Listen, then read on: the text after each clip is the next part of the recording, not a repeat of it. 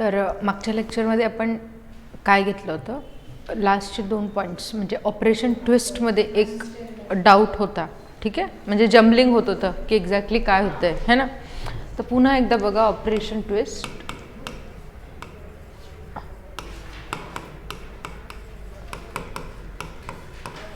ठीक आहे, काय आहे ऑपरेशन ट्विस्ट?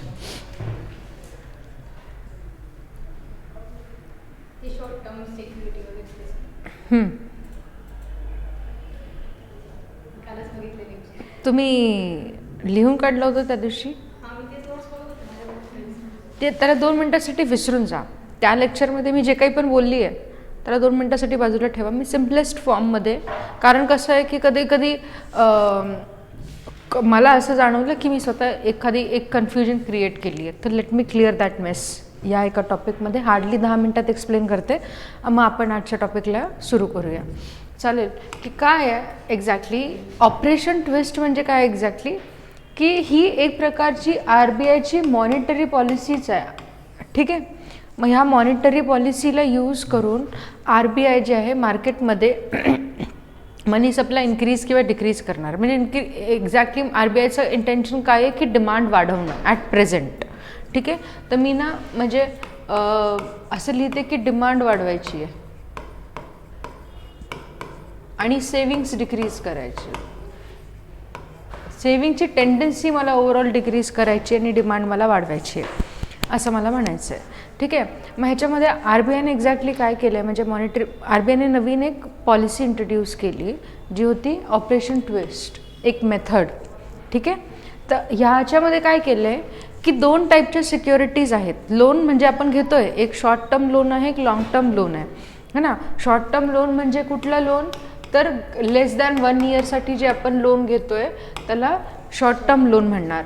आणि लाँग टर्म लोन म्हणजे काय, तर आपण ग्रेटर दॅन 1 इयरसाठी लोन जे घेतो आहे ते लाँग टर्म लोन आहे, ठीक आहे. मग RBIने काय केलं की लोकांना म्हणलं की तुमच्या हातात अशा काही सिक्युरिटीज म्हणजे गव्हर्नमेंट सिक्युरिटीज असतील ज्या की लाँग टर्मच्या आहेत, त्या मला तुमच्याकडून परचेस करायच्या आहेत आणि मला तुम्हाला शॉर्ट टर्म सिक्युरिटीज विकायच्या आहेत, ठीक आहे. मग RBIने काय केलं एक्झॅक्टली, RBI आहे ही, ठीक आहे. या RBIने काय केलं आहे की short term securities, government securities ह्या सेल केल्या मार्केटमध्ये. हा एक प्रकारचं ओपन मार्केट ऑपरेशनच आहे, म्हणजे मी मॉनिटरी पॉलिसीच्या बाबतीत बोलते आहे ना. आणि त्याच्या बदले RBIला काय मिळालं, एखादी गोष्ट विकल्यानंतर काही रुपीज मिळालेत. तर त्या मोमेंटला किती होते, ऑपरेशन ट्विस्टचा अमाऊंट किती होता, तर 10,000 करोड रुपये. 10,000 करोड इंडियन रुपीज, ठीक आहे.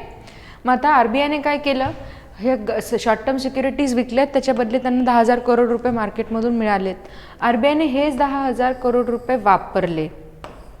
हे मी त्या दिवशी सांगितलं होतं, इथपर्यंत सगळं ठीक आहे. काय RBIकडे आलेले आहेत हे पैसे, RBIने हे वापरले.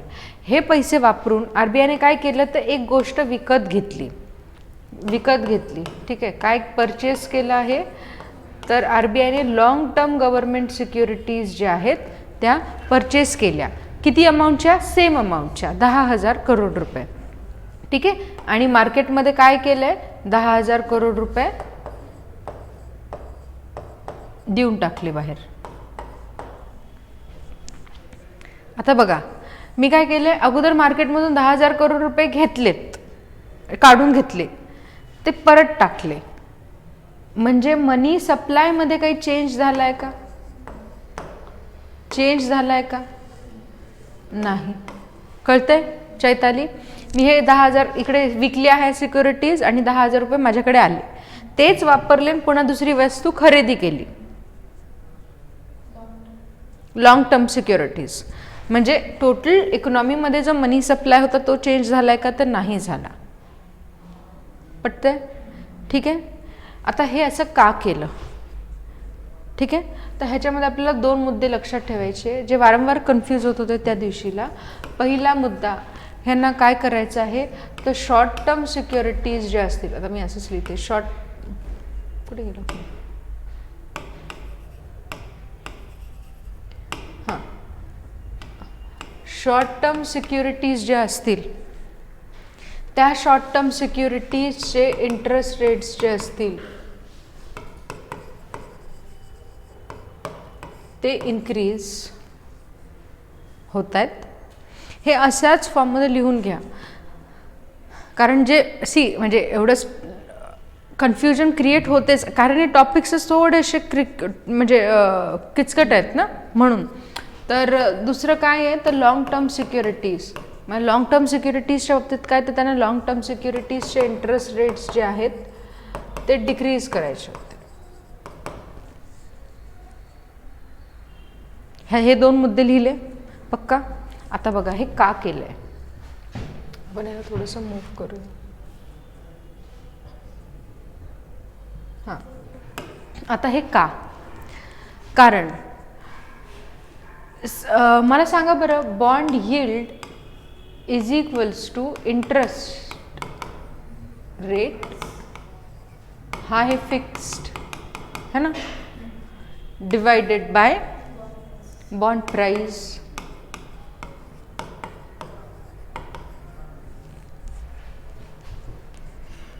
ठीक आहे.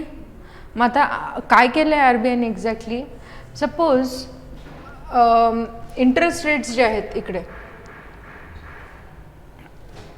काय म्हणतील त्याला, इथे बघा काय केलं आहे RBIने इकडे,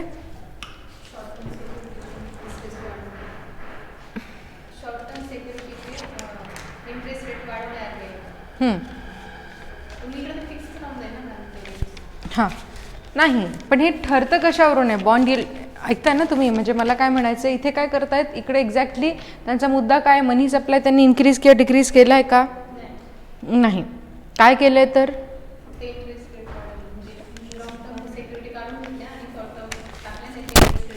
हां वाढवले, म्हणजे कसे वाढवले, डायरेक्टली वाढवले आहेत का, नाही. कसं केलं आहे हे, तर आता हे बघा काय केलं आहे RBIने एक्झॅक्टली, तर शॉर्ट टर्म सिक्युरिटीज सेल केल्या, म्हणजे बाहेर दिल्या आहेत पक्का. आता इकॉनॉमीमध्ये मी इथे जर एका वेगळ्या पेनने लिहिलं, एक सेकंड मी अगोदर करून घेते.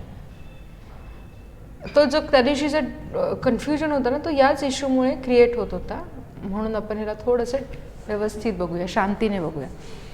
काय एक्झॅक्टली सेल केल्यात शॉर्ट टर्म सिक्युरिटीज. मग आता जी गोष्ट बाहेर दिली आहे ती कमी आहे का जास्त आहे,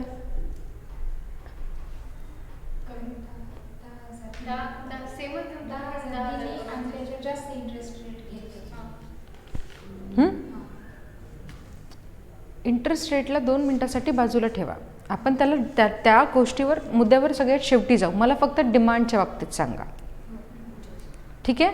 मग आता काय झालं, ह्या जे शॉर्ट टर्म सिक्युरिटीज आहेत ते जास्त अवेलेबल आहेत इकॉनॉमीमध्ये, तर मी त्याची जास्त डिमांड करेल का कमी डिमांड करेल,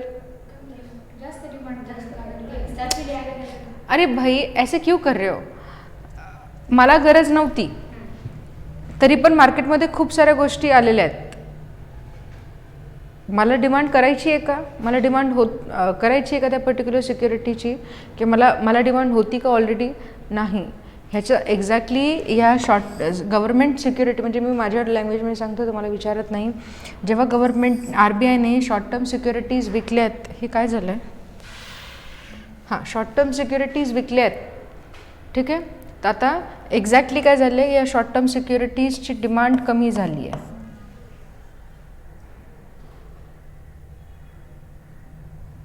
डिमांड कमी झाली, गरजच नव्हती ना लोकांना, एक्स्ट्रा आणखीन टाकून दिलं आहे.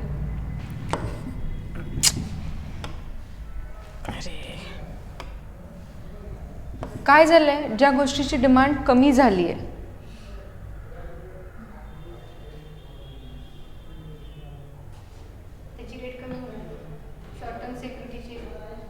रेटच्या बाबतीत बोलू नका, प्राईसच्या बाबतीत बोला. प्राईसचं काय होणार आहे,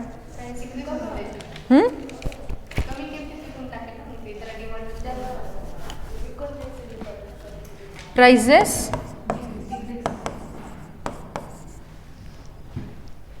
राईट.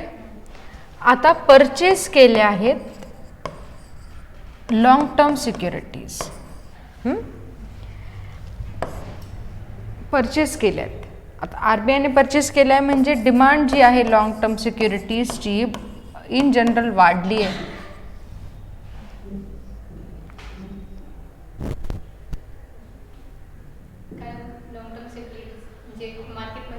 नाही राहिल्या, कमी सप्लाय कमी झाला त्यांचा, त्याची डिमांड वाढली आहे.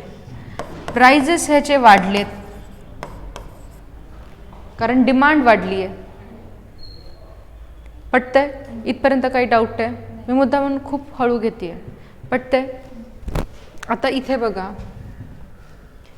इथे मी काय म्हणलंय, bond yield is equals to bond price, bond interest rate divided by bond price. मग आता बघा शॉर्ट टर्म, इथे आपण लिहून घेऊ त्याच लँग्वेजमध्ये, ठीक आहे. शॉर्ट टर्म सिक्युरिटीज ज्या आहेत त्यांची प्राइस डिक्रीज झाली आहे आणि इन्व्हर्स रिलेशन आहे या दोन गोष्टींमध्ये, है ना. प्राइस डिक्रीज झाली आहे शॉर्ट टर्म सिक्युरिटीजची, म्हणजे बॉन्ड यील्ड जो आहे तो वाढला आहे. म्हणजेच इथे हे डायरेक्ट रिलेशन आहे, बॉन्ड यील्ड वाढतोय म्हणजे इंटरेस्ट रेट्स वाढणार आहेत.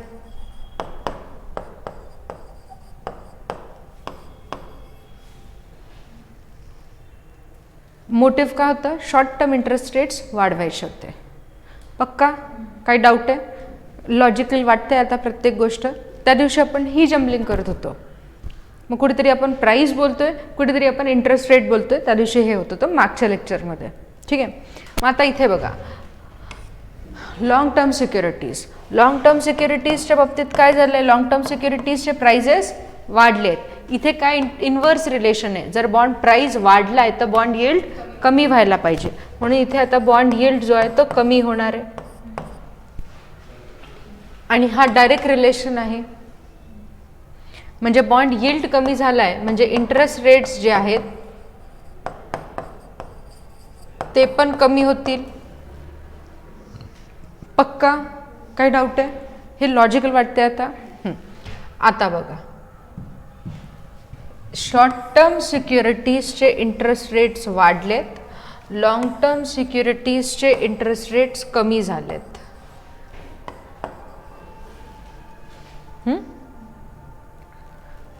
म्हणजे काय, लॉंग टर्म सिक्युरिटीजचे इंटरेस्ट रेट्स कमी झाले म्हणजे मी जर माझ्याकडे 1 लाख रुपये, मी विचार करते लॉंग टर्म इंटरेस्ट रेट्स, आता फक्त इंटरेस्ट रेटच्या बाबतीत, प्राइजेस वगैरे सगळं 2 मिनिटासाठी बाजूला ठेवून फक्त इंटरेस्ट रेटच्या बाबतीत बोलायचं. जर माझ्याकडे 10 लाख रुपये आज हातामध्ये आहेत तर माझ्या डोक्यात काय विचार असेल की बाबा बँकेमध्ये ह्याला ठेवणार मी, आणि जर मला बँकेमधून जास्त इंटरेस्ट रेट मिळेल आणि माझे 10 लाखाचे चल 11 लाख जरी झाले, चल 10.5 लाख जरी झाले तरी पण 11 लाख कळतंय, मी एवढ्या पिरियडसाठी 3 वर्षासाठी ठेवून टाकते.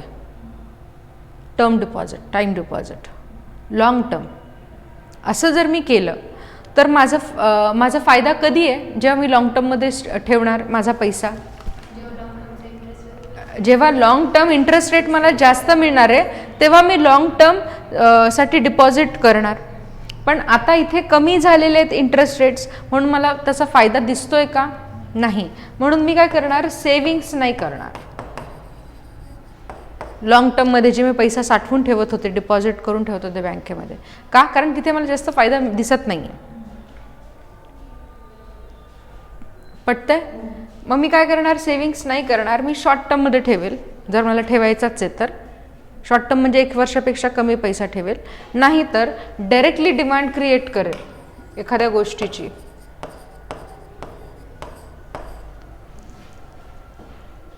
तो पैसा वापरून,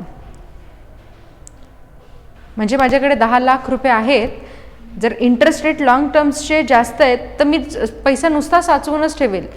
पैसा तो मार्केटमध्ये इकॉनॉमीमध्ये खर्च करणार नाही, त्याच्यामुळे इकॉनॉमिक ॲक्टिव्हिटी होत नाही आणि त्याच्यामुळे इन्व्हेस्टमेंट्स होत नाही आणि ग्रोथ होत नाही आहे.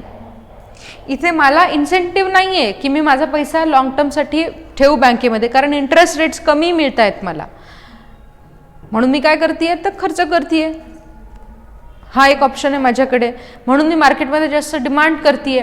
मी जास्त डिमांड केली म्हणजे इकॉनॉमिक ॲक्टिव्हिटीज होत आहेत म्हणून इकॉनॉमिक ग्रोथ होती आहे. बस एवढंच आहे जे हे त्या दिवशी जमलिंग होत होतं. ठीक आहे, कळालं आहे? पक्का? काही डाऊट आहे? नाही? चालेल, पुढे जाऊ. हां चालेल, हे व्यवस्थित लिहून घ्या.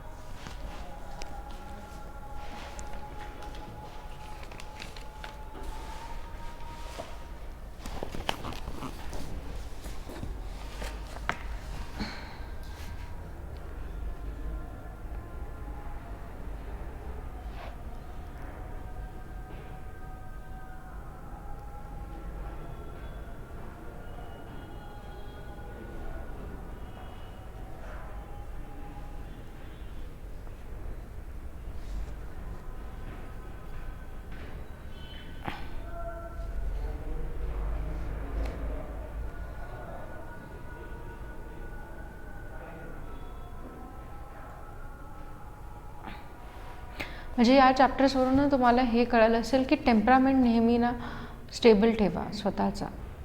म्हणजे किती म्हणजे क्लॅरिटी असली किंवा काय, पण तरी आता नॉर्मल ॲटमॉस्फिअरमध्ये तुम्ही अशी जम्बलिंग करू शकता. मी तर मग प्रेशरच्या ॲटमॉस्फिअरमध्ये मग पुन्हा ते सर हे काय होतं ते काय होतं, म्हणजे असं नाही आहे की माहिती नाही आहे. तर ह्या गोष्टी इथून शिका. इट्स मला काय फरक पडत नाही. We are all human beings, आपण सगळीच चुका करतो. बट इज जस्ट दॅट की ती चूक ॲडमिट करायची लगेच ती सुधारायची इज द इम्पॉर्टंट थिंग. दुसरी गोष्ट, दुसऱ्याच्या चुकारून लगेच शिकून जा. जर स्वतः चुका करत बसले तर काय फायदा नाही, आणि मग त्यांच्यापेक्षा डबल टाईम आपण यूज करू त्या गोलला अचीव्ह करण्यासाठी. चालेल. आता आपण आजचा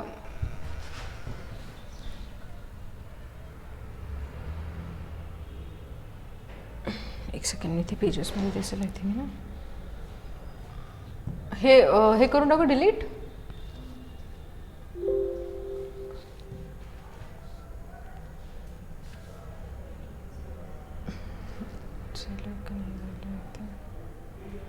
चल ठीक आहे. ओपन इकॉनॉमी काय आहे? ओपन इकॉनॉमी नवीन चॅप्टर. कुठल्या हेडिंगच्या अंडर येतो? तर एक्सटर्नल सेक्टर. ठीक आहे, म्हणजे एक्सटर्नल सेक्टर म्हणजे मला काय म्हणता येईल? एक्सटर्नल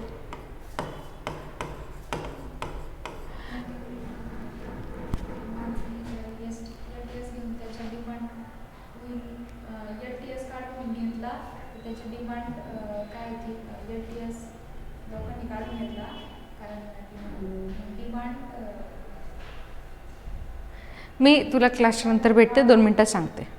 चालेल? नाही मला कळालं. म्हणजे इंटरेस्ट रेट हा म्हणजे आपण ठेवलेले पैसे होते लोकांनी LTS लॉंग टर्मसाठी ठेवलेले पैसे होते, आणि ते ठेवलेले पैसे नंतर त्यांची इंटरेस्ट रेट कमी झाल्यानंतर लोकांनी ते काढून घेतले, आणि काढून घेतल्यानंतर त्याच्या डिमांड केल्या किंवा मग शॉर्ट टर्म याच्यामध्ये लावले ते पैसे, म्हणजे त्याच्यात जास्त इंटरेस्ट रेट मिळत होतं म्हणून, किंवा मग डिमांड केलं त्याच्या. डिमांड केल्यामुळं मार्केटमध्ये पैसे गेले, सर्क्युलेट झाले, आणि सर्क्युलेट झाल्यामुळं ग्रोथ झाली.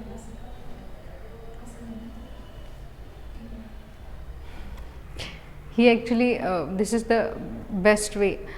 तुला सपोज एखादा टॉपिक वाचला आहे ना, तर काय करायचं की स्वतःला हे सांगायचं, समजून सांगायचं, स्वतःला शिकवायचं. तर लूप होल्स कळतात, त्याच्या हे नाही कळालं. आता नुसतंच वाचून काढलं तर ते जास्त काळ रिटेन नाही करता येत. ठीक आहे, चलो. एक्सटर्नल सेक्टर काय आहे? सी, मी आतापर्यंत कुठले 3 टॉपिक्स आपले कवर झालेले आहेत इकॉनॉमीचे मेजर. नॅशनल इन्कम कशी काउंट करणार, ठीक आहे ती, त्याच्यानंतर इन्फ्लेशन, आणि त्याच्यानंतर मनी आणि बँकिंग. हे जे काही पण मी बोलते ना, मी फक्त आणि फक्त इंडियन इकॉनॉमी, म्हणजे काही रेफरन्सेस येत होते जिकडे आपण थोड्या बहुत गोष्टी ह्या बघत होत्या की बाहेरचे फॅक्टर्स, म्हणजे इंडियाच्या टेरिटरीच्या बाहेरचे, म्हणजे अदर कंट्रीज आणि त्यांच्याशी होणारे ट्रेड कसं इम्पॅक्ट करत आहेत. हे आपण थोड्याफार एक्सटेंटवर ह्या गोष्टी बघितल्या, बट एवढ्या डेप्थमध्ये नाही बघितल्या. आता एक्सटर्नल सेक्टरमध्ये एक्झॅक्टली आपण काय म्हणणार आहे माहिती आहे, आपण इंडियन टेरिटरी प्लस ह्या बाहेरच्या सगळ्या कंट्रीज इंडियासोबत कसं ट्रेड करतायत आणि इंडिया पूर्ण वर्ल्डसोबत, ठीक आहे, कसं ट्रेड करतीये हे बघणार. ह्याचा इंडियावर इम्पॅक्ट काय, ते का करणं गरजेचं आहे किंवा करणं गरजेचं नाही आहे का, नाही केलं तर काय अफेक्ट करेल, केलं तर काय फायद्याचं आहे वगैरे, ह्या सगळ्या गोष्टी ज्या आहेत त्या एक्सटर्नल सेक्टरमध्ये. मग ह्याच्यामध्ये सगळ्यात अगोदर तुम्हाला ही गोष्ट समजणं इम्पॉर्टंट आहे की what is there is a distinction. एक इकॉनॉमी आहे, ठीक आहे, आपण तेव्हा मागे बघितलं इकॉनॉमीचे 3 टाईप्स बघितलं. एक कुठली होती, कॅपिटलिस्ट इकॉनॉमी, दुसरी सोशलिस्ट इकॉनॉमी, हे बघितले. आणि आपली जी होती Indian economy mixed economy, right. काय होती कॅपिटलिस्ट, की डिमांड अँड सप्लायवर डिपेंड करणार की इकॉनॉमी वर्क कशी करते आहे हे, ठीक आहे. आता मी हे जे आणि सोशलिस्ट इकॉनॉमी म्हणजे काय, की इकॉनॉमीमध्ये कुठल्या गोष्टीची किती सप्लाय असला पाहिजे, डिमांड तर ठीक आहे, पण हे सगळं कोण ठरवणार, याच्यामध्ये गव्हर्नमेंटल कंट्रोल असेल. मेजर पॉलिसीज ज्या असतील ते गव्हर्नमेंट ठरवेल. पब्लिक सेक्टरचं जे असेल लार्ज प्रेझेन्स असणार, ती इकॉनॉमी म्हणजे सोशलिस्ट इकॉनॉमी. मिक्स्ड इकॉनॉमीमध्ये इंडियाने हा मॉडेल अडॉप्ट केला होता, है ना, ज्याच्यामध्ये कॅपिटलिस्ट पण इकॉनॉमीचे काही एलिमेंट्स आहेत आणि काही सोशलिस्टचे पण, ठीक आहे. म्हणजे आमची इकॉनॉमीमध्ये प्रायव्हेट प्लेयर्स पण काम करतायत की ते ठरवतील त्यांना एखाद्या कमॉडिटीचं, एखाद्या प्रोडक्टचं किती प्रोडक्शन करायचं आहे, लोक ठरवतील त्यांना किती डिमांड करायची आहे.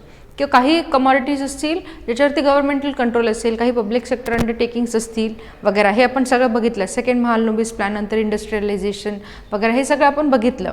मला हे म्हणायचं आहे, बी it capitalist economy, be it socialist or a mixed economy, what I am referring to, the type of economy is country specific. India ही एक मिक्स्ड इकॉनॉमी आहे. आज इंडिया एक ओपन इकॉनॉमी, कॅपिटलिस्ट इकॉनॉमी आहे असं जरी म्हणलं तरी काही खूप एक्झॅजरेटेड स्टेटमेंट नसणार आहे, ठीक आहे. मी जेव्हा कॅपिटलिस्ट इकॉनॉमी बोलते आहे तेव्हा मी US इकॉनॉमीला डिनोट करते आहे, वेस्टर्न कंट्रीजला. मी जेव्हा सोशलिस्ट इकॉनॉमी बोलते आहे तेव्हा मी रशियाच्याकडे बघते आहे, कारण आपण सोशलिस्ट मॉडेल हा रशियाकडून घेतलेला आहे, 5 year प्लॅन्स वगैरे. आणि मग या दोघांचं एक मिक्सचर म्हणून आपली एक मिक्स्ड इकॉनॉमी होती, त्याच्यामध्ये काही एलिमेंट्स कॅपिटलिस्टचे आणि काही एलिमेंट्स सोशलिस्टचे. म्हणून इंडियाची इकॉनॉमी कुठली होती तर मिक्स्ड इकॉनॉमी होती. ही इंडियन इकॉनॉमी आहे किंवा US इकॉनॉमी आहे किंवा रशियाची इकॉनॉमी आहे, कळतंय. But me world as a whole जेव्हा बघते आहे, कारण आपण 1991च्या नंतर जेव्हा LPG रिफॉर्म्स झालेत इंडियामध्ये, त्याच्यानंतर इंडिया एक ग्लोबलाइज्ड कंट्री आहे. म्हणजे काय, की आपण एका ग्लोबल विलेजचा पार्ट आहोत असं म्हणता येईल. असं आहे का, आज मी इकडे बसून मी एखाद्या US व्यक्तीला सर्व्हिस देऊ शकते आहे किंवा त्याची सर्व्हिस घेऊ शकते आहे. यूट्यूबवर खूप सारे व्हिडिओज असतात, ते लोक तिकडून अपलोड करतात, आपण त्यांचे व्हिडिओज पाहतो आहोत. आपण इकडे एखादा प्रोडक्ट जो आहे तो मॅन्युफॅक्चर करणार, बाहेर एक्सपोर्ट करणार किंवा त्यांचा मॅन्युफॅक्चर्ड प्रोडक्ट जो आहे तो इकडे इम्पोर्ट करणार. What is this, we are all connected to each other, ठीक आहे. मग आता ओपन इकॉनॉमी आणि क्लोज्ड इकॉनॉमी हे 2 मेजर टाईप्स तुम्हाला इव्हॉल्व होताना दिसतील. हे टाईप्स म्हणजे एक्झॅक्टली काय आहे, तर आता सपोज ओपन इकॉनॉमी म्हणजे काय माहिती आहे का, जी इकॉनॉमी, ज्या कंट्रीची इकॉनॉमी दुसऱ्या कंट्रीजसोबत ट्रेड करती आहे तिला ओपन इकॉनॉमी म्हणणार. आणि जी कंट्री दुसऱ्या कंट्रीसोबत ट्रेड करत नाही आहे तिला क्लोज्ड इकॉनॉमी म्हणणार. ट्रेड म्हणजे काय, मी इंडियामधून बाहेरून एखादा प्रोडक्ट, सपोज मला हार्ले डेव्हिडसन ही बाईक मागवायची आहे US तर मी तिकडून इम्पोर्ट केली ती बाईक. मला माझ्या गव्हर्नमेंटने परमिशन दिली आहे की तुला जर पाहिजे असेल तर तिकडून ती बाईक इम्पोर्ट करू शकते आणि यूज करू शकते. किंवा असं रेग्युलेशन नाही की तुम्ही असे बाहेरून कुठली दुसऱ्या देशातून एखादी गोष्ट मागवू नाही शकत. मी फ्रीली इम्पोर्ट्स करते आहे. मी एखादा माझा प्रोडक्ट बनवला आहे, सपोज मी टीच करते आहे इकडे इंडियामध्ये, मला जर असं वाटलं की मी एखादा फॉरेन स्टुडंटला मला शिकवायचं आहे इकॉनॉमी इन जनरल, इकॉनॉमिक्स. तर मी काय करणार आहे, मी त्यांना बोलेल मी डायरेक्टली माझं डील करेल आणि माझे क्लासेस जे असतील ते सुरू करेल. म्हणजे काय करणार आहे, मी एक्सपोर्ट करते माझी सर्विस, त्याच्या बदले जेव्हा मी इम्पोर्ट करते ते मी बाहेर पैसा देते आहे स्वतःचा, मी विकत काहीतरी घेते आणि पैसा देते आहे. मी जेव्हा एक्सपोर्ट करते आहे स्वतःचा सर्विस किंवा स्वतःचं गुड जे काही पण असेल ते काय आहे, तिकडून बाहेरून पैसा येईल, डॉलर्स. कळतंय? मग हे काय झालं आहे, मला ह्याच्यासाठी सध्याच्याला कोणाची कुठले गव्हर्नमेंटच्या ऑफिसमध्ये जाऊन परमिशन घ्यावी लागते किंवा ॲटलिस्ट अशा काही सर्व्हिसेसच्या बद्दल असं काही आहे का? नाही. म्हणजे काय, degree of openness, if I wish to I can export my commodities, I can import some commodities from abroad किंवा I can import my some services, export some services. मला स्वतःला जाऊन काम करायचं आहे, मी बाहेर जाऊन काम करू शकते. एखादी नवीन जॉब घेईल US मध्ये, कॅनडामध्ये, जर्मनीमध्ये. पटते? काही सर्व्हिसेस अशा असू शकतात ना गव्हर्नमेंटचं एखाद्या गोष्टीला बॅन असू शकतं किंवा एखादी गोष्ट. हां बिलकुल, त्याला काही मी त्याच्या बाबतीत त्या पॉईंटवर येते मी. ठीक आहे. तर मला काय म्हणायचं आहे, काही लेबर्स असतील जे इंडियन लेबर्स बाहेर जाऊन काम करतायत किंवा आपल्याला एखादं काम जमत नाही आहेत, आपण त्या लेबर्सला इकडे बोलवणार. म्हणजे काय आहे की इकॉनॉमीमध्ये दोन अशा गोष्टी आहेत. आपण ना असं काही आहे का की इंडियन्स हे प्रत्येक एक गोष्ट जगामध्ये जितकी पण आपण तुम्ही तुमच्या वापरात आहेत ते प्रत्येकच गोष्ट स्वतः मॅन्युफॅक्चर करतायत किंवा प्रत्येक एक सर्व्हिस स्वतः एकमेकांना देत आहेत. असं जर असतं तर तेव्हा इंडियन इकॉनॉमी ही क्लोज्ड इकॉनॉमी असती. कारण आपण जे काही पण मॅन्युफॅक्चरिंग आपलं होतं आहे, जे काही पण आपण इंडस्ट्रीजमध्ये मॅन्युफॅक्चर करतो ते सगळं डोमॅस्टिकली मॅन्युफॅक्चर करतो, डोमॅस्टिकली कन्झ्युम करतो आहे. सर्व्हिसेस पण आपण एकमेकांनाच देतो आहे, फक्त इंडियन्सला. दुसऱ्या कोणाला सर्व्हिसेस देत नाही आहे, दुसऱ्या कोणाच्या सर्व्हिसेस घेत नाही आहेत. Closed economy. बट आपण आहोत ओपन इकॉनॉमी. असं का नाही होऊ शकत, इथपासून सुरुवात करा. तर का नाही होऊ शकत? गरज पडतेच, काही गोष्टी आपल्या इंडियामध्ये नसतातच. एक्झॅक्टली. मला आज काय म्हणता येईल त्याला, मला स्पेस सायन्सचं नॉलेज नाही आहे. मग मला जर सपोज असं काही आहे की एखादं नवीन मी इन जनरल ठीक आहे, मला जर असं वाटलं की उद्याच्याला मला एक सॅटेलाईट लॉन्च करायचं आहे ॲडव्हान्स्ड टेस्लासारखं, तर मी काय करणार, मला ती शिकावी लागेल. शिकण्यासाठी पण त्या लोकांनी जे ऑलरेडी ज्याच्यावर वर्क केले त्या लोकांकडून ती सर्व्हिस घ्यावी लागेल. म्हणजे आपण हे कळतं या एक्झाम्पलवरून काय लक्षात येईल की आपण we are all living with some relative deficit. माझ्याकडे एखादी गोष्ट आहे तर तुझ्याकडे नाही आहे, तुझ्याकडे आहे तर माझ्याकडे नाही आहे, हे ना. मग हाच रिलेटिव्ह डेफिसिटला भरून काढण्यासाठी, त्याला कॉम्पन्सेट करण्यासाठी आपण एकमेकांच्या सर्व्हिसेस घेणार, एकमेकांच्या कमॉडिटीज सोबत डील करणार. म्हणजे आपण इन जनरल ट्रेड करणार. कळतंय ना. कारण मी ह्याच्या बाबतीत मागे पण बोलले ते इंडिया ॲज अ टेरिटरी जर तुम्ही बघितली तर इंडियामध्ये प्रत्येकच एलिमेंट मिळतो आहे नॅचरली, प्रत्येकच मेटल अवेलेबल आहे. असं काही आहे का? प्रत्येक रिसोर्स अवेलेबल आहे जो ओव्हरऑल मॅन्युफॅक्चरिंगसाठी. मोस्ट ऑफ द प्रोडक्ट्स जे की इंडियन मॅन्युफॅक्चरिंगसाठी लागत आहेत ते बाहेरच्या कंट्रीजमधून तुम्ही मागवत आहेत, मग इकडे आणून ते रॉ मटेरियल्स बाहेरून आणून तुम्ही इकडे स्वतः मॅन्युफॅक्चर करता आहात. जर ते रॉ मटेरियल मागवले नाहीत तर तुम्ही मॅन्युफॅक्चरिंग नाही करता येणार तुम्हाला. डिपेंडन्सी आहे, इंटरडिपेंडन्सी आहे. तीच गोष्ट त्यांच्या बाबतीत पण आहे, ही इंटरडिपेंडन्सी आहे. तर दोन गोष्टी लक्षात ठेवायच्या. एक गोष्ट लक्षात ठेवायची की रिलेटिव्ह एंडावमेंट म्हणतात. दोन गोष्टी आहेत, त्या कुठल्या आहेत तर एक लेबर आहे, एक कॅपिटल आहे. सपोज मी एक कंट्री म्हणून सपोज इंडियामध्ये खूप सारी पॉप्युलेशन आहे, राईट. 130 करोड लोक आहेत इंडियामध्ये, बरोबर. 130 करोड लोकांना जर आपल्याला सपोज माझी मॅन्युफॅक्चरिंग इंडस्ट्री फ्लरिश करायची, मी म्हणेल की ठीक आहे आपण अशीच इंडस्ट्री उभा करूया जी लेबर इंटेन्सिव्ह आहे. म्हणजे लोक स्वतः काम करतायत, मशीन्स नाही आहेत जास्त, कारण माझ्याकडे ती टेक्नॉलॉजी नाही आहे. लोक स्वतः काम करतायत, आणि मग काय करतात, प्रोडक्शन करतायत, कारण आपल्याकडे लोक खूप जास्त आहेत, पॉप्युलेशन जास्त आहे. मग इंडियन मार्केटमध्ये जी काही पण इंडस्ट्री असेल ती लेबर इंटेन्सिव्ह इंडस्ट्री असेल, राईट. मग आता ही लेबर इंटेन्सिव्ह इंडस्ट्री का झाली, ह्याचं रिझन काय होतं? कारण मॅनपॉवर इझिली अवेलेबल होतं. एक्झॅक्टली, पहिला मुद्दा मॅनपॉवर इझिली अवेलेबल. दुसरा मुद्दा, माझ्याकडे पैसा नाही आहे. कशासाठी लागणार आहे? पहिली गोष्ट, इंडस्ट्री उभी करण्यासाठी. ठीक आहे, तसं तुम्ही लेबर इंटेन्सिव्ह इंडस्ट्री पण उभी करताय, बट टेक्नॉलॉजी माझ्याकडे नाही आहे. मला ती टेक्नॉलॉजी जर स्वतःच्या कंट्रीमध्ये उभी करायची असेल तर पहिली गोष्ट मला तसं नॉलेज लागेल टेक्निकल. ते माझ्याकडे आहे का? ते नॉलेज देण्यासाठी माझ्याकडे कॅपिटल आहे का? प्रत्येक व्यक्ती इंजिनियर होऊ शकते का? लिमिट आहे.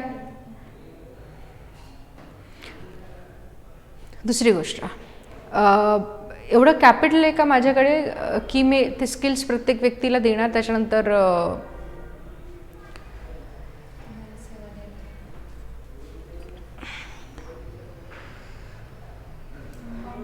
नाही, ठीक आहे. त्याच्यानंतर एक सेकंड ना,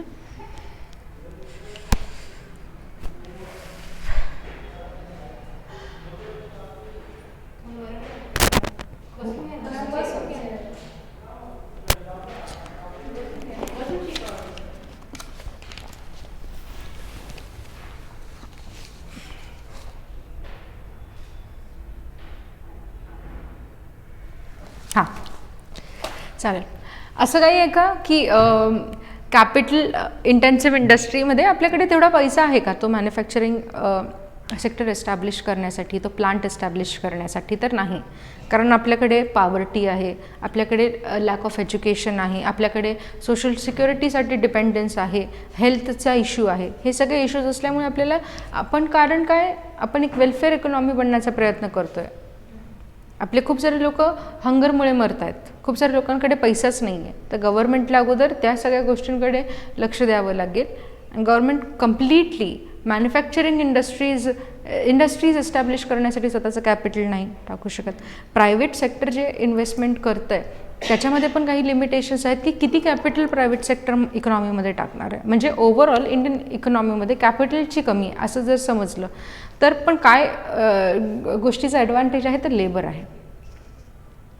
ह्याच्या अगेन्स्ट तुम्ही US इकॉनॉमीला बघा तर काय आहे, US मध्ये आपलं उत्तर प्रदेश म्हणजे US आहे असं समजलं तर जवळपास 30 ते 33 करोड 35 करोड अशी त्यांची पॉप्युलेशन आहे. आपली किती? 130 करोड. म्हणजे आपल्याकडे 100 करोड लोक त्यांच्यापेक्षा जास्त आहेत. आपल्याकडे लेबर जास्त आहे पण आपल्याकडे कॅपिटल नाही आहे. त्यांच्याकडे कॅपिटल आहे पण त्यांच्याकडे लेबर नाही आहे. आपण कंपॅरिझन काय करणार आहेत? आपण हे करतोय, आपण आपला लेबर तिकडे पाठवू शकतो आणि त्यांचा कॅपिटल इकडे येऊ शकतो, एक मुद्दा. किंवा आम्ही अशी काही इंडस्ट्री आमच्या डोमेस्टिक इकॉनॉमीमध्ये सेटअप करणार जिकडे लेबर इंटेन्सिव्ह प्लांट्स आम्ही सेटअप केलेले आहेत, लेबर इंटेन्सिव्ह प्रोडक्ट्स आम्ही बनवले आहेत, ते आम्ही घेतो आणि तुम्हाला विकतो. तुम्हाला पण त्यांची गरज आहे. तुम्ही करा की तुम्ही कॅपिटल इंटेन्सिव्ह खूप मोठ्या प्लांट्स, खूप मोठ्या टेक्नॉलॉजीज यूज करा, प्रोडक्ट्स मॅन्युफॅक्चर करा, ते इकडे आणि आम्हाला विका. हे जे होतं आहे त्याला म्हणणार कंपॅरेटिव्ह ॲडव्हान्टेज थिअरी. ज्याच्यामध्ये माझ्याकडे एक डिसएडव्हान्टेज आहे पण तुमच्याकडे ते ॲडव्हान्टेज आहे. मग तुमचा ॲडव्हान्टेज मी यूज करणार आणि तुमचा डिसएडव्हान्टेज माझ्यासाठी एक ॲडव्हान्टेज आहे. काय म्हणणार याला? Theory of comparative advantage. पटती आहे गोष्ट? मग ह्या दोन इकॉनॉमीजमध्ये, ओपन इकॉनॉमी आणि क्लोज्ड इकॉनॉमीमधला डिफरन्स कळाला आहे. ओपन इकॉनॉमीमध्ये तुम्ही ट्रेड करू शकता, इन्व्हेस्टमेंट्स करू शकता, इम्पोर्ट एक्सपोर्ट्स करू शकता आहात, ट्रॅव्हल करू शकताय.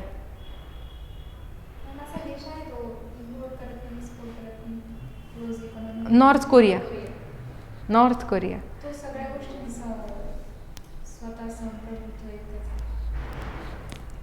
ठीक आहे. तर हे काय चाललं आहे की कळतंय ना पक्का? आता क्लोज्ड इकॉनॉमीला म्हणणार ऑटार्की.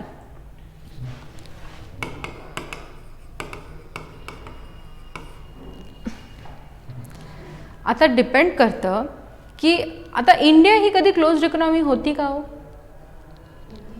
कधी? 1991च्या अगोदर ज्यामुळे ट्रेड नव्हतं करत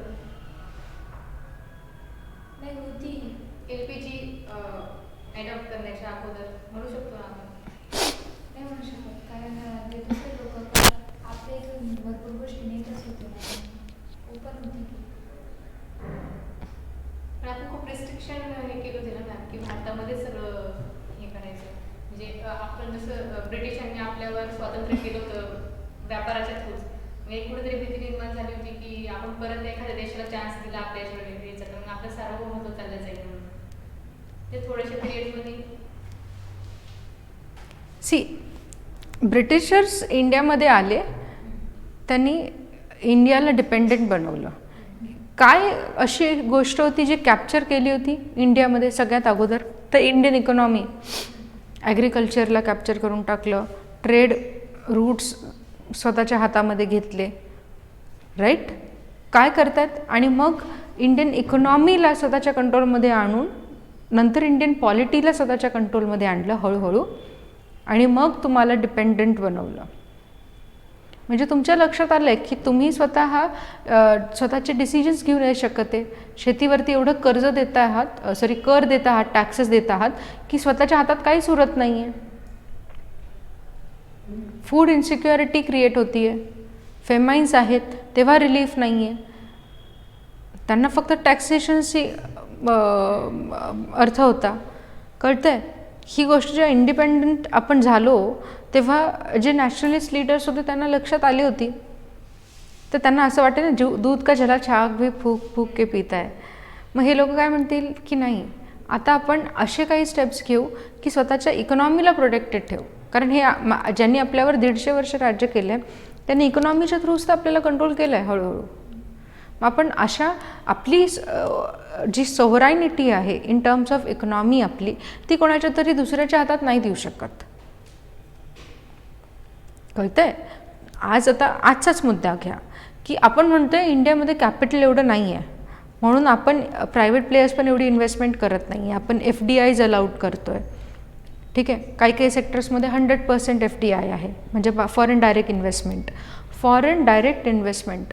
काही काही सेक्टर्समध्ये गव्हर्नमेंटची, म्हणजे आपण ते FDI शिकताना बघूया, गव्हर्नमेंटची अप्रुव्हलची पण गरज नसते. फक्त तुम्ही सांगताय की त्याला डायरेक्ट रूट म्हणतात की तुम्ही तुमची इन्व्हेस्टमेंट आणताय फक्त गव्हर्नमेंटला, भाई मी इतनी इन्व्हेस्टमेंट ला रहा हूं, ठीक आहे. फक्त कन्वे करताय, विचारत नाही आहे. तर ती इन्व्हेस्टमेंट येते म्हणजे कुठेतरी फॉरेन प्रेझेन्स तुमच्या इकॉनॉमीमध्ये जास्त आहे. आणि जर तुम्ही पुन्हा त्याच लूपमध्ये शिरले तर देर इज अ पॉसिबिलिटी. कळतंय? मग दॅट इज अ थ्रेट. कळतंय? तो एक वेगळा मुद्दा. पण मला म्हणायचं काय इकडे की ही सिच्युएशन पुन्हा नाही यायला पाहिजे म्हणून सुरुवातीच्या म्हणजे राईट फ्रॉम 1947 टिल 1991 इंडिया ज्या काही पण स्टेट ऑफ इकॉनॉमीमध्ये होती ती जी होती जवळपास ती क्लोज्ड इकॉनॉमी होती. हळूहळू हे बॅरियर्स कमी केले गेले. असं का? कारण प्रेशर येत गेलं बाहेरच्या वर्ल्ड करून की तुम्ही तुमची इकॉनॉमी ओपन करा. आणि मेजरली ते प्रेशर होतं US सारख्या कंट्रीजकडून.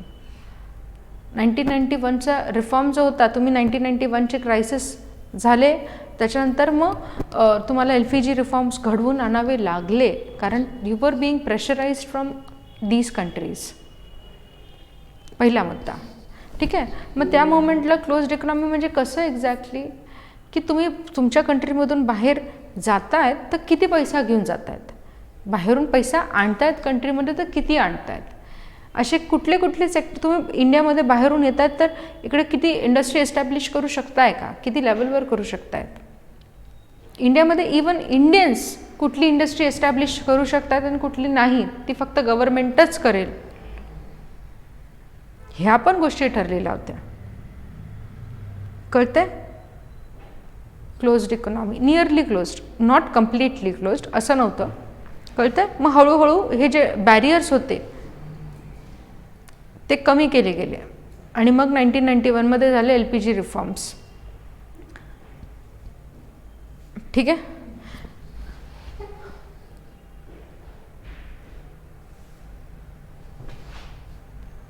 अरे बापरे. अच्छा, मी ह्याला ना डायरेक्टली सांगते. आता बघा, जेव्हा मी ओपन इकॉनॉमीच्या बाबतीत बोलते आहे, तर ओपन इकॉनॉमी म्हणजे काय हो? जी इकॉनॉमी दुसऱ्या कंट्रीसोबत ट्रेड करते आहे. ठीक आहे, राईट. तुम्ही लोक बाहेर जाऊन काम करता, बाहेरच्या इकडे येऊन काम करतायत, असं पण आहे, राईट. तर आता जेव्हा मी GDPच्या बाबतीत बोलेल, तर GDP काय आहे? Gross domestic product. आपल्या आपल्या कंट्रीमध्ये एका वर्षामध्ये जेवढं ते उत्पन्न होतं टोटल आपल्या इंडियाच्या टेरिटरीमध्ये government spending. Gross domestic product Indian टेरिटरीच्या मध्ये जी काही पण इन्कम आहे एका वर्षामध्ये ऑफ फायनल व्हॅल्यू काउंट करताय ऑफ ऑल गुड्स आणि services produced inside the territory. एवढंच आहे, full stop. Produced inside the territory. ह्याच्यामध्ये त्यांनी इंडियन किंवा फॉरेनर असं मेन्शन नाही केलेलं आहे, राईट.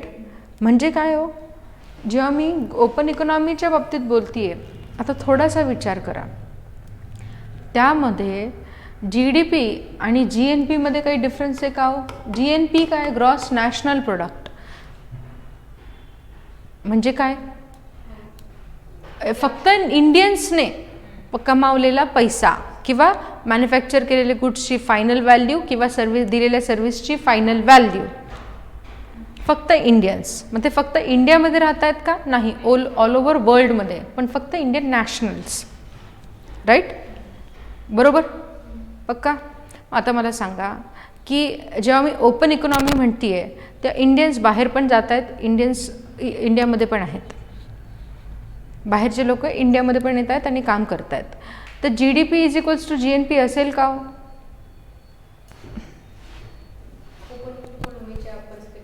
हां, नाही. कसं? कारण GDP मध्ये इंडियन आणि फॉरेनर दोन्ही पण हे म्हणजे इन्व्हॉल्व आहे ना. ते इंडियाच्या टेरिटरीमध्ये पण GNP मध्ये जे इंडियाच्या बाहेर पण इंडियन्स ते पण आपल्या इकॉनॉमीमध्ये काहीतरी म्हणजे पैसा पाठवत असेल. एक मिनटं, हे लक्षात घ्या. आता क्वेश्चन नीट समजून घ्या. सपोज एक आणखीच क्लोज्ड इकॉनॉमीपासून सुरुवात करूया. क्लोज्ड इकॉनॉमी म्हणजे फक्त इंडियाच क्लोज्ड इकॉनॉमी आहे. आता ग्रॉस GDPची डेफिनेशन काय आहे? Gross domestic product. इंडियाच्या टेरिटरीच्या मध्ये final value of goods and services produced टेरिटरीच्या मध्ये आहे. पण आता माझी इकॉनॉमीज क्लोज्ड आहे, तर मी बाहेरच्यांना अलाउ नाही करत आहे की तुम्ही इकडे येऊन काम नाही करू शकत. आणि मी इंडियन लोकांना म्हणजे अलाउ नाही करते की त्यांनी बाहेर जाऊन काम करायचं. म्हणजे जे काही पण लोक गुड्स आणि सर्व्हिसेसचं प्रोडक्शन करता आहेत ते इंडियाच्या टेरिटरीच्या मध्येच आहेत, कुठे बाहेर नाहीच आहेत. या केसमध्ये GDP is equals to GNP असेल का? हाच नॅशनल प्रोडक्ट आहे, हाच डोमेस्टिक प्रोडक्ट आहे. कोण बाहेर जात पण नाही आहे, no incoming, no outgoing. But इथे तो फॅक्टर आहे ना, कळतंय? मग ह्याच्यामधला डिफरन्स जो असेल, म्हणून हे इकडे इक्वल आहे, पण इकडे डिफरन्स क्रिएट होतोय आणि तो डिफरन्स असेल net factor income from abroad. ज्या मोमेंटला तो net factor income from abroad 0 असेल, त्या मोमेंटला ओपन इकॉनॉमीमध्ये GDP is equals to GNP असेल. हा मुद्दा कळाला आहे? पक्का? 100%? ठीक आहे, पुढे जाऊ. आता हे थोडं ब्लर आहे म्हणून. आणि हां, तर हे इथे यांनी मेन्शन केलेलं आहे की जे आपलं क्लोज्ड इकॉनॉमी जी आहे ती इमॅजिनरी इकॉनॉमी आहे आणि ओपन इकॉनॉमी जी आहे ती रिअल इकॉनॉमी आहे. क्लोज्ड इकॉनॉमी म्हणजे इमॅजिनरी असं का म्हणता येते?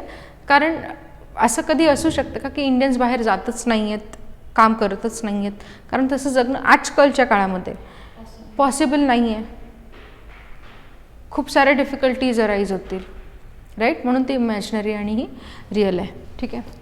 फीचर्स ऑफ ओपन इकॉनॉमी काय आहे बरं का? Imports and exports contributing to GDP growth,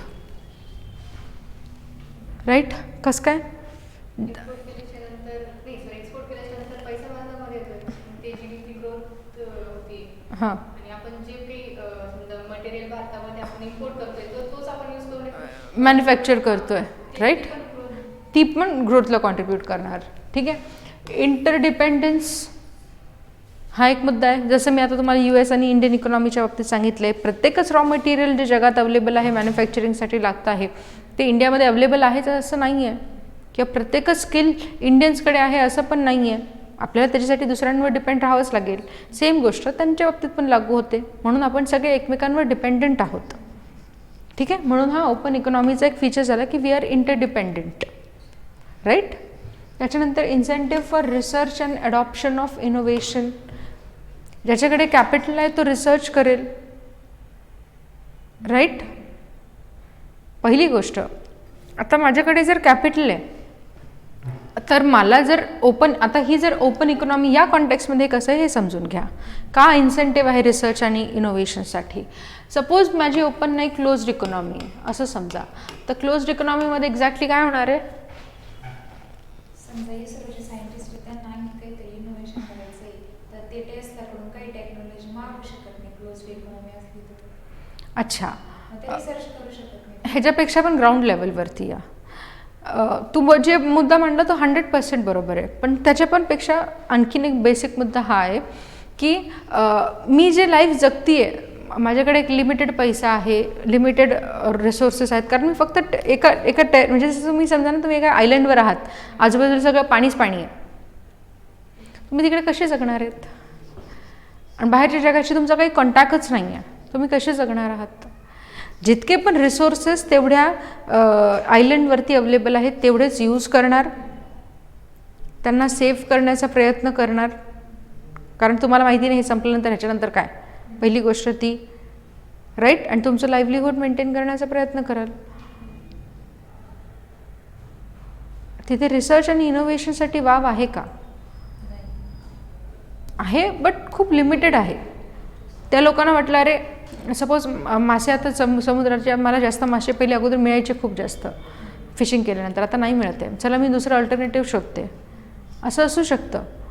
प्रत्येकच बाबतीत हे होतं आहे का. कारण त्यांच्याकडे रिसोर्सेस पण तर लिमिटेड आहेत, म्हणजे त्यांच्याकडे कॅपिटल लिमिटेड आहे. जर मी पुन्हा या इकॉनॉमीच्या बाबतीत आहे जी एक इन जनरल इकॉनॉमी आहे, माझ्या गरजेच्या गोष्टी असतील, रिसर्चसाठी वेगळा पैसा टाकणं, वेगळे स्किल्स टाकणं, त्याच्यापेक्षा इकडे वापरू, हा एक मुद्दा आहे. कळतं आहे. म्हणून इथे इन्सेंटिव्ह आहे की गरजेचं नाही आहे ना मी बाहेरून एखादी टेक्नॉलॉजी यूज करणार, जसं तिने सांगितलं एक्झॅक्टली. म्हणजे गरजेचं नाही आहे की मला आता अडलं आहे की मला एखादं स्पेसशिप पाठवायचं आहे तर मी स्वतः ते रिसर्च करेन. मी दुसऱ्याची रिसर्च पण ते यूज करू शकते किंवा माझी रिसर्च पेटंट्सच्या बाबतीत तेच होतं आहे, अलाउड आहे ना. तुमचं पेटंटेड वर्क कोणी दुसरं यूज करू शकतं, पण तुम्हाला त्याचा काही कम्पन्सेट करावं लागेल त्या व्यक्तीला. म्हणजे नॉलेज शेअर करतो आहे आपण एकमेकांसोबत. मी रिसर्च एका लेवलपर्यंत गेली आहे आणि तिथे अटकली आहे, दुसऱ्या कंट्रीची एखादी व्यक्ती येईल, एखादा सायंटिस्ट येईल आणि त्या रिसर्चला पुढे नेईल. Open economy. कळतं आहे. पुढे फ्लेक्झिबिलिटी. का फ्लेक्झिबिलिटी. कारण गरजेचं नाही आहे. असं जर झालं असतं, जर इंडियन इकॉनॉमी ही क्लोज्ड इकॉनॉमी असती तर मे बी इंडियाची कास्ट सिस्टीम खूप जास्त रिजिड असती. कळते. आज असं नाही आहे. आज मी नवीन स्किल्स शिकले इथून किंवा बाहेरून, फ्लेक्झिबल आहे, मी नवीन काम करू शकते, दुसरं काम करू शकते. पण अगोदर तसं नसलं असतं. फ्लेक्झिबिलिटी आहे. कळते. पक्का. जाऊ पुढे. हां, ॲडव्हान्टेजेस काय आहेत. तर इकॉनॉमिक ग्रोथ होती आहे तुमची, चालेल. कॉम्पिटिटिव्ह कॉस्ट्स आहेत.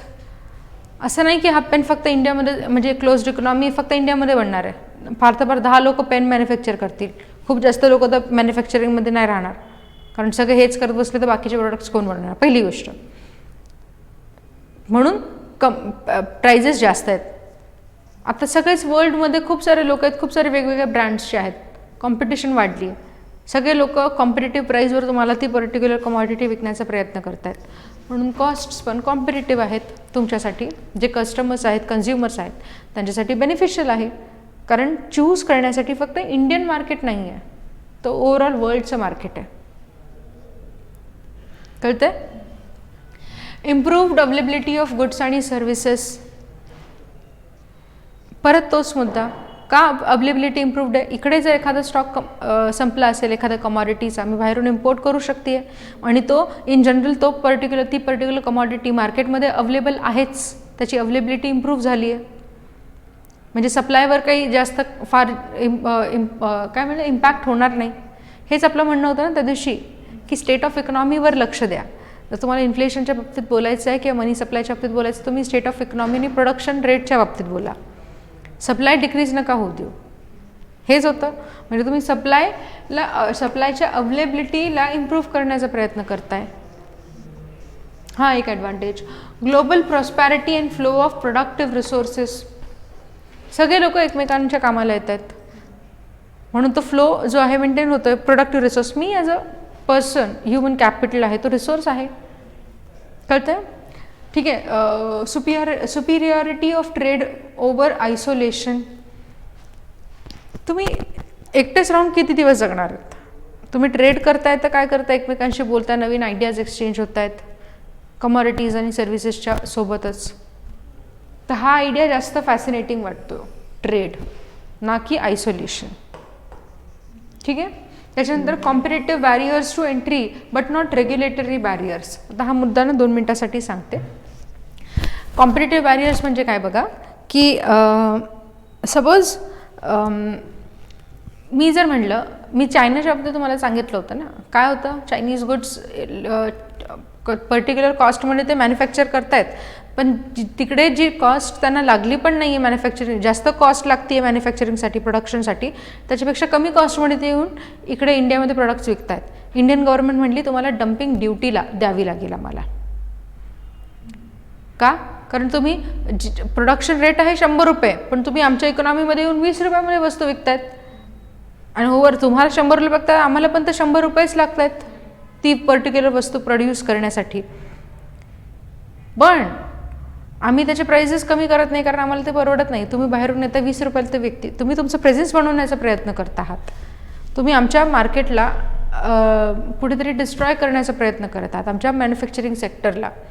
कारण ते लोक कॉम्पिटिशन नाही करू शकणार, कुठे 20 रुपये आणि कुठे 100 रुपये. लोक जी वस्तू 20 रुपयाला मिळते तीच खरेदी करणार. म्हणून तुम्ही काय करा, तुमचं प्रोडक्ट ज्या मार्केटमध्ये आणतात त्याच्यावर डम्पिंग ड्युटी द्या. म्हणजे आता तुम्ही तो 20 रुपयामध्ये नाही, तुम्ही ॲटलीस्ट 50 रुपयामध्ये तरी तो प्रोडक्ट जो आहे तुम्हाला विकावा लागेल. ही झाली काय तर कॉम्पिटेटिव्ह बॅरियर्स. असं का? कारण मी माझं कॉम्पिटेटिव्हनेस मेंटेन करण्याचा, माझ्या स्वतःच्या इंडस्ट्रीला वाचवण्याचा प्रयत्न करते डोमेस्टिक, मी माझं कॉम्पिटेटिव्हनेस मेंटेन करण्याचा प्रयत्न करते, म्हणून मी काही बॅरियर्स क्रिएट केले, जसं की हा प्रकार सांगितला डम्पिंग ड्युटी वगैरे. किंवा मी तुम्हाला म्हणते तुमचे स्टँडर्ड्स वगैरे मेंटेन करा, हायजीन मेंटेन करा, हा पण एक प्रकारचा. ठीक आहे. रेग्युलेटरी बॅरियर्स, मी म्हणलं की चायनीज प्रोडक्ट्स इंडियामध्ये येणारच नाही, बिलकुल नाही. रेग्युलेटरी बॅरियर, कळतंय? मग ओपन इकॉनॉमीमध्ये कॉम्पिटेटिव्ह बॅरियर्स, मग हा मुद्दा आपण खूप व्यवस्थित डिस्कस करू, जे आपण WTO वर्ल्ड ट्रेड ऑर्गनायझेशनच्या बाबतीत बोलूया. कळतंय काय? तर competitive barriers is a good thing, जी की अलाव करते WTO. रेग्युलेटरी बॅरियर्सच्या बाबतीत तुम्हाला विचार करा, दॅट इज नॉट अलाउड, किंवा खूप जास्त रेअरेस्ट ऑफ द रेअर कंडिशन्समध्ये. ठीक आहे. चैताली बोलवू ना, खालून बोलवू ना त्यांना. Demand for foreign exchange. आता काय आहे हे demand for foreign exchange? Transaction in foreign countries आणि investment, transfer payment, Indian holding money. ठीक आहे, चालेल. फॉरेन एक्सचेंज म्हणजे काय हो एक्झॅक्टली?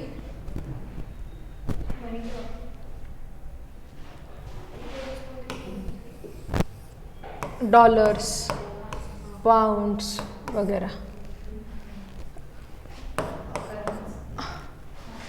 हा झाला foreign exchange. Pound sterling, Chinese renminbi, Japanese yen, हे झालं फॉरेन एक्सचेंज.